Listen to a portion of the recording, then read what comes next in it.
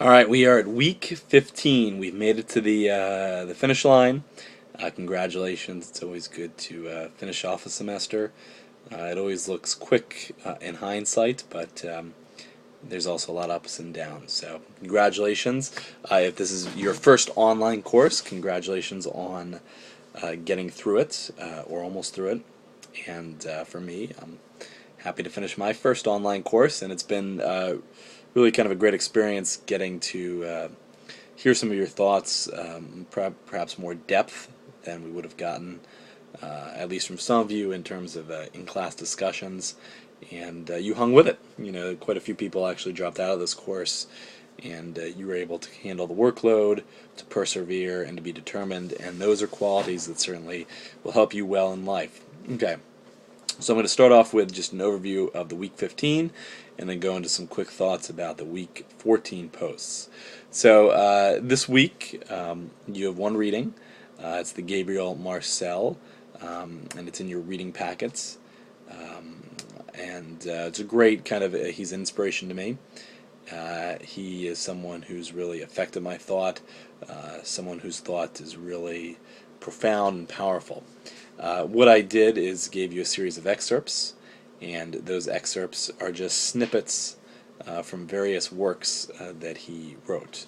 And I organized the snippets in terms of theme, and really when you look at Marcel, I think the big thing to really take away from these readings is that he is a kind of person that is really focused on relationships, very much like the Catholic Franciscan ethics.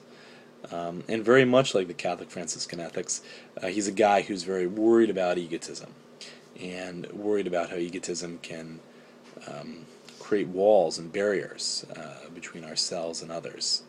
And so he's very attentive to the ways that our ego can destroy relationships with others and can ultimately destroy ourselves. And he's a very practical kind of guy.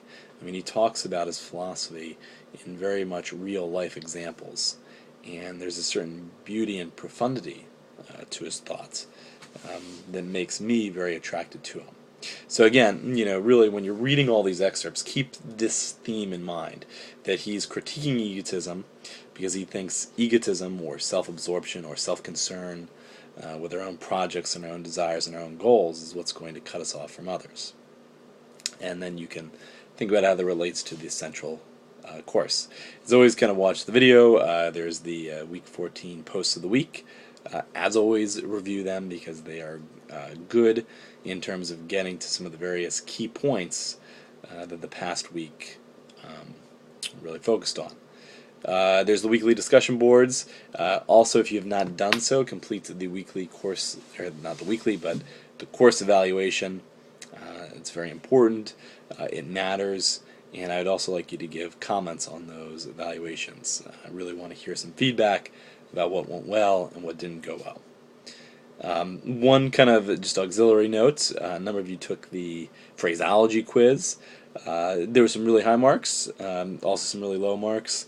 And as I mentioned in the email from last week, don't worry if you scored poorly because that's not going to count against you. It's not going to affect your grade. I'm only going to include it if you did well.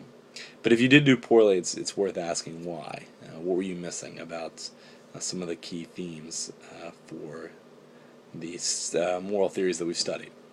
Okay, and finally, the final paper. That's the last logistical matter. So that's going to be due on December 17th at 11:59 p.m. That's the Thursday of the final day of exams, and I want to give you time to kind of get through all your other exams and then submit that. Certainly, you can submit it sooner. There will be a link on NuLearn, and I could also accept it via email. Definitely let me know if you have questions. I've created another discussion board post this week to ask any questions, to solicit any confusions, or if you want to pass by ideas, certainly do so. Because I'd love to hear from them, and I'd love for you to do as well as you possibly can in this final mark. Okay, so we look back at week 14. Two major topics. One was the idea of casual sex, and the other was the idea of Catholic Franciscan ethics. So I'll start with Catholic Franciscan ethics. And a number of you wrote about how each individual is a unique moment within creation. And certainly Catholic Franciscan ethics wants to emphasize that. They are very much focused, and it is very important for them to think about each individual person and each individual creature as a unique moment of life, one that is irreplaceable, one that is unique. There is never going to be another you. There is never going to be another me in the history of the universe. And that individual life has value, no matter what the social political circumstances of that life that surrounds the social political circumstances of that life. No matter whether society views that individual as worthwhile or not, he or she still has great value. And that also means that they're an important part of a plan. That each one of us is fulfilling in some unique and important way God's plan. And that means that you could be president of the United States, but you could also be a janitor. And each person, each of those people, has a role. Each of those people has a purpose in God's eyes. And that's really important and also exciting about this moral vision. Then you mentioned relationships. This came up in almost every post, and it's absolutely correct. For Catholic Franciscan ethics, relationships are key. And I loved how quite a few of you broke down these relationships into God, others, and creation. Certainly these could be three different relationships that we can form, three relationships for which we have a responsibility, and it's absolutely correct to think about a Catholic Franciscan view of relationships, not simply in kind of my relationship with another person. It's also with the creator and ruler of the universe, God. It's certainly with other people, and that could be in terms of my role as a husband, or a teacher, or a friend, or a father, or a family member, you name it, a coach. Those human relationships are absolutely critical.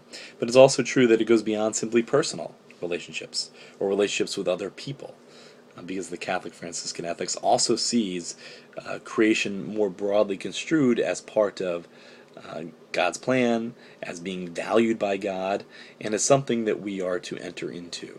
And that is really the key for why Francis is going to say things like brother and sister moon, or brother and sister tree. For him, it is entering into a relationship with every moment of life is an opportunity to build and to dwell in and to be present to a relationship. And one particular student mentioned this idea of self, having a relationship with ourselves. So it's not just as simply us to other people or other creatures or God, but it's also with ourselves. And this person made a really good point that we have to spend some time developing a relationship with ourselves. And they linked it to this idea of prayer and meditation. That's actually not only a way we develop a relationship with God, but also we further understand ourselves by perhaps allowing God to enter into our life. And so it's not simply, giving away everything to others. We as a unique and individual valuable moment of creation also deserve some time, and we should also reflect and develop our own inner life. Helping others is key. Absolutely, helping less fortunate is a key tenet of Catholic Franciscan ethics, and that goes along with this idea of not being egotistic. Goes along with this idea of valuing each moment of creation, and a number of those stories in Francis's life really demonstrate this idea. And like Marcel's going to talk about, that we need to let go of our ego. When he embraced the lepers, part of that embrace is letting go of his fear. And why would he fear? Well, for a Catholic Franciscan author or theorist, you fear because you're too attached to yourself. Perhaps you fear becoming like these people. We don't want to become poor or destitute or diseased. So we just kind of mentally disassociate ourselves from them. And not only mentally, but physically. It could also be because we fear the consequences of being associated with them. Maybe it's that we look down upon. We're looked upon as someone who's not going to be successful, as someone who is hanging out with the losers or the worthless of society. And part of it could be also we just want to protect our possessions. We don't want people asking us for money or for goods or for time. And so we distinguish ourselves from them. Okay, so that is a very brief summary of the Catholic Franciscan approach to ethics. We talk about casual sex. That was the other big topic of the week.